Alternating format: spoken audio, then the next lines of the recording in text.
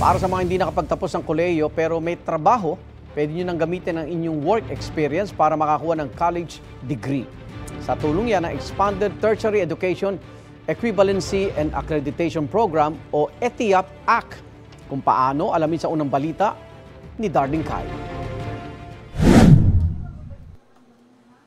First year na sa kanyang business management course si Angeline nang unang magkaanak. Hindi na siya nakabalik sa kolehiyo dahil tinutukan ng kanyang pamilya at kinalaunan ay nagtrabaho na rin.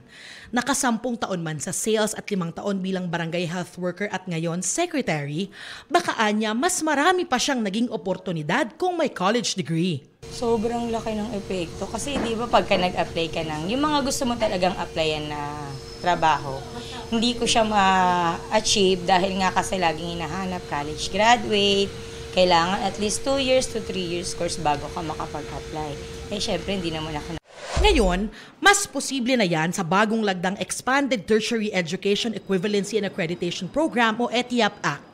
Sa ETIAP kasi magkakaroon ng mekanismo para kilalanin ang mga dati ng pinag-aralan, pati kaalaman at karanasang nakuha sa trabaho o ibang training at ituring itong alternatibo sa college classes para makuha ang kapantay na bachelor's o college degree. Pwedeng kumuha nito basta Pilipino, edad 23 pataas, may high school diploma at 5 taon o higit pa sa isang trabahong may kinalaman sa gustong makuhang college degree. This is important because your work will be evaluated and credited as units in your degree program. Kung pasok, mag-apply lang sa isa sa mahigit 100 ETIAP authorized schools na nakalista sa CHED regional offices. Sila ang mag-a-assess kung sapat ng unit ng experience mo. Once they apply, they should already bring with them the certificates of their work experience, etc.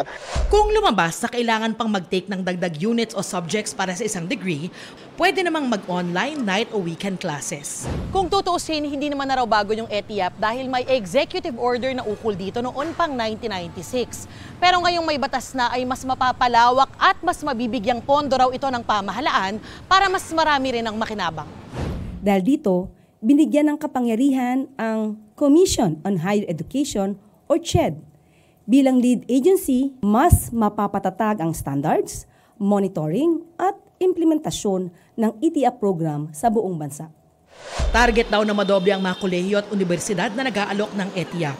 Noong executive order pa lang ay mahigit 41,000 ang ETIAP graduates mula 1999 hanggang October 2024. Ngayon, excited na si Angeline na madagdag sa bilang na yan.